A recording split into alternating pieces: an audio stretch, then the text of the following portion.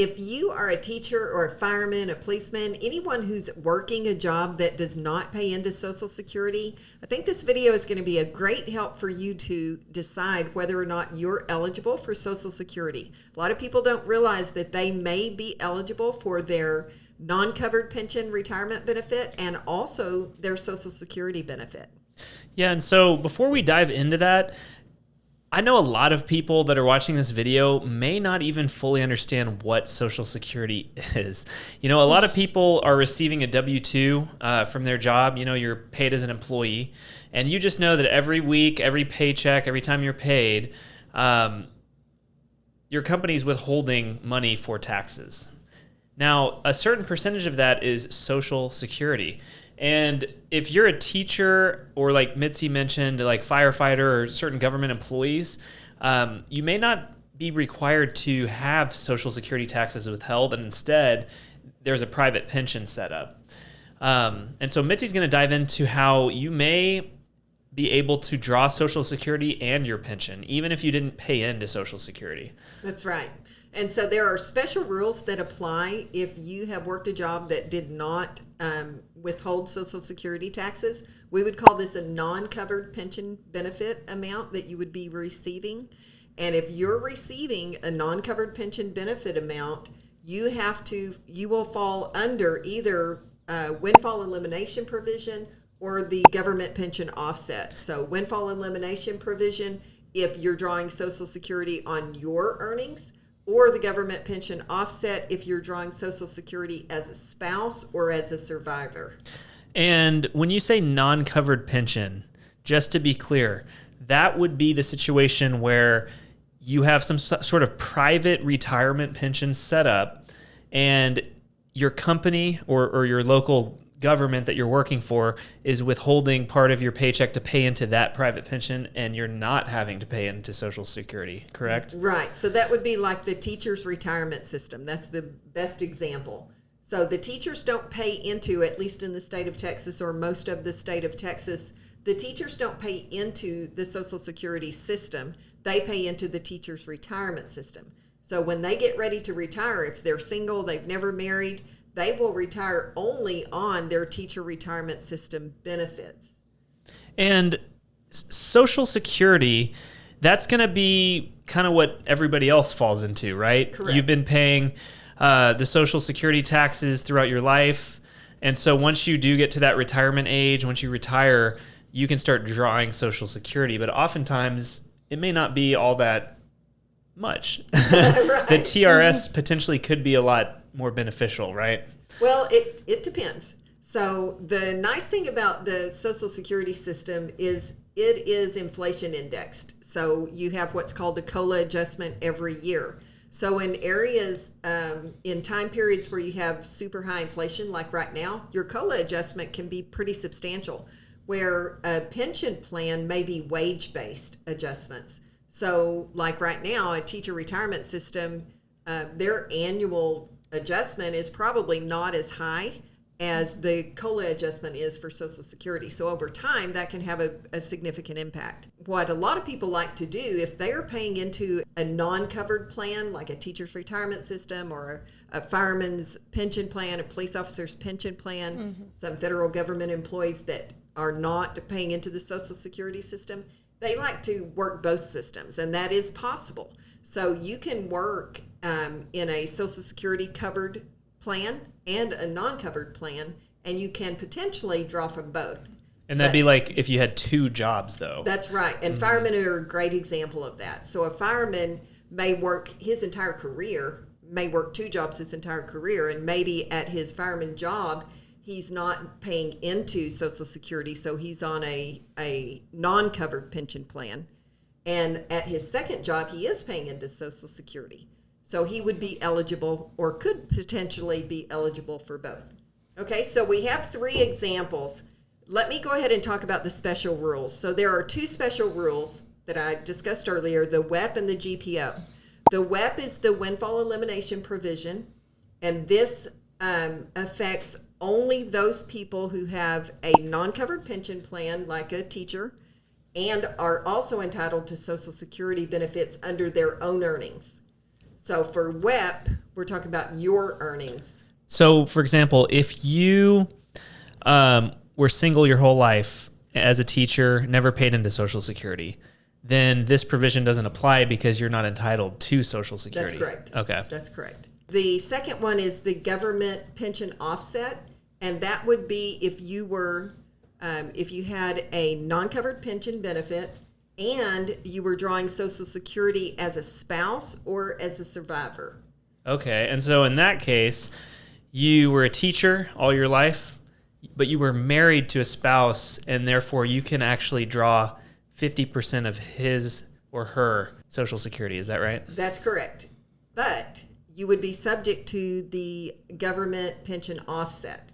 So two special rules, the WEP and the GPO. WEP is if I've earned my own Social Security while also earning my pension benefit from a non-covered plan. And then the GPO, I'm drawing my Social Security as a survivor, maybe my spouse is deceased, or I'm drawing a spousal Social Security and also my pension benefit. And those reductions, the GEP and the WEP and the GPO, both of those will reduce your benefit, your Social Security benefit, but the GPO reduces it more. So it does matter which one you fall under. So those two provisions were put into place to reduce your Social Security because you're pulling from a pension and that wasn't covered. That's correct. So technically, before this law, you could earn your pension as a teacher and then draw 100% of your 50% of your 100% of the 50% of your spousal Right. benefits, and you're kind of getting to double dip. The GPO reduces the amount that you're eligible for. I have 3 examples, and let's just look at those 3 examples. In the first example, you fall under WEP, which is the Windfall Elimination Provision, because you have earned your own Social Security. So you're not drawing as a spouse and you're not drawing as a survivor. You're drawing based on your Social Security taxed earnings. Okay, so let's say you've gone on to SSA and SSA.gov and you've calculated what your Social Security benefits would be based on your past earnings. And let's say that your benefits would be $1,500. And you also know that your teacher retirement system pension benefit is $1,500. So you're getting $1,500 pension benefit, and you're eligible for $1,500 from Social Security.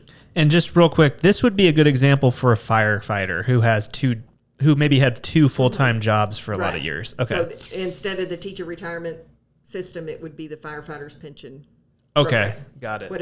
Whatever program you fall under that is a non-covered plan. You want to take your $1,500 from the retirement plan, your pension benefit, and the $1,500 from Social Security. However, because of the Windfall Elimination Provision, that Social Security benefit that was $1,500, because you're getting the pension now, you've started taking your pension benefit, it's going to be decreased. Most people think, oh, I'm going to lose all of it. That's not true. It's capped. The decrease is capped at $557.50. That would be the most that it would be reduced. But it's also can only be, the maximum decrease would be 1/2 of your pension benefit. Okay? So in this case, that Your would be pension- $750, which is 1/2 of right, the $1,500. which is half of the $1,500.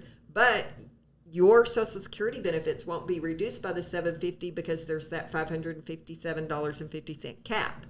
So your $1,500 Social Security benefits would be reduced by $557.50. Your Social Security benefit newly calculated would be $943, and you still get your teacher retirement system benefit. So this is a question we've gotten before, and I just want to bring it up. But in this scenario, you're looking at someone who's worked 2 full-time jobs, and so they've paid their fair share into Social Security, yet it's still being decreased. So does it make sense to work these 2 full-time jobs? Would it have made more sense to, work 2 different full-time jobs that both pay into Social Security? We get these questions, and obviously it depends on your individual situation. It does depend on your individual situation, and we also don't want people making, lifelong career decisions based on which one they're going to draw a bigger pension from. Really, we just want people to understand that if you paid into Social Security and you're eligible to, you've paid in for 10 years or 40 quarters, and you are eligible for Social Security benefits based on your earnings, just because you get a non-covered pension benefit doesn't mean that you're not going to get any Social Security. So the Windfall Elimination Provision will never reduce your Social Security benefits down to zero. Got it. Okay? However, the government pension offset may, and oftentimes does. Okay. And the government pension offset would be the example of a teacher who never paid into Social Security and her spouse passed away. Correct. And so she gets to start drawing his Social Security benefits, correct? Right. So she would be eligible for that survivor benefit from his Social Security. It would be 100% of his earnings, not earnings, but of his Social Security benefit. And in that situation, she doesn't get 100% of her teacher's retirement system benefit and 100% of her husband's or spouse's Social Security benefit. That Social Security benefit is going to be reduced, and there's no cap on that reduction. So the reduction is 2/3 of the retirement benefit. So that would be, survivor would be example 3. So in that example, I said my teacher's benefit is $1,500, just like in the first example. My survivor's benefit is $1,500. In the first example, that was my earned benefit. So my survivor's benefit is $1,500. My teacher's benefit is $1,500. I have to reduce this $1,500 survivor benefit by 2/3 of the retirement system benefit. So instead of 1/2, 2/3. So yes, it bumps it's up a to larger. 2/3. Yeah. It's a larger amount. So 2/3 of $1,500 would be $1,000. Now my $1,500 Social Security benefit is decreased by $1,000. I'm only going to get $500. So there's no cap on this either. There's no cap on that. Okay. So what we see a lot of times is the survivor benefit maybe is $1,500, but the retirement benefit is $3,000. 2/3 of that is going to wipe out all of the Social Security benefit. So in that instance, you would only get that teacher's retirement benefit. So the WEP is the more favorable of the two? It is. Mm-hmm. But you've got to run the numbers, because sometimes you're better off claiming survivor benefits. Maybe if your Social Security benefit was smaller, Right. Your survivor benefit is going to give you the best, the largest benefit amount. So in any circumstance, do you draw the TRS or the teacher retirement system benefit and the survivor benefit, or you have to pick one or the other? No, you can draw. You can have both. You can draw both in all 3 circumstances. It's just the Social Security benefit would be reduced. Reduced and potentially to 0. And so at the beginning of this episode, you had said you may have never paid into Social Security, but you could still somehow draw Social Security. Right. This would be possible by the GPO, or through that GPO method, where maybe you have a spouse and you're able to take half of your spouse's benefit, or you had a deceased spouse, and the GPO rules would apply, but it's possible that it wouldn't reduce entirely. Right. So this is how you could still get both. Right. That's correct. So if the situation was flipped, like, we said this podcast was for teachers, firemen, et cetera, what about the spouses of those people? So if I was married to a fireman and he could draw these benefits, but he was deceased, is there any way the spouse or I would draw them on his behalf? Or does that get eliminated? That would depend on the pension that the spouse was collecting under. Was it a teacher's retirement system or a fireman's? Each organization has their own pension and their own pension rules. So sometimes that spouse would qualify. Sometimes it would not. It just depends on that pension. What about in a situation where you have a stay-at-home spouse and then the working spouse didn't pay into Social Security? So they were a teacher and they paid into TRS. In that situation, neither spouse is eligible for Social Security? That's correct. So to be eligible for Social Security, you need to have paid in, worked a job that's covered under Social Security for 10 years or 40 quarters. Does it matter if you're part-time or full-time? It does not matter. No. Now, it will determine the amount of your benefit, but just to be eligible for Social Security, you need to either have worked 10 hours or 10 years or 40 quarters, or your spouse has done that. Got it.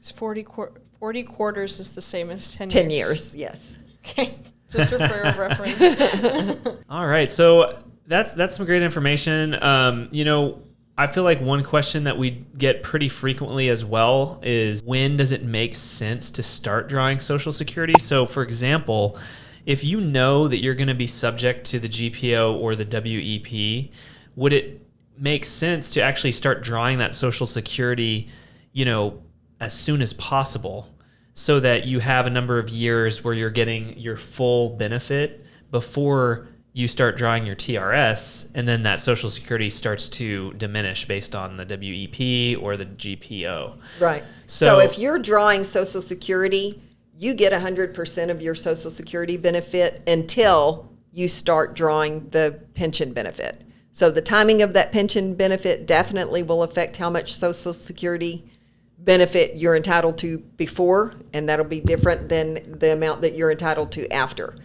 There are so many factors in play, and you have to consider, do I want my Social Security benefits to be taxable?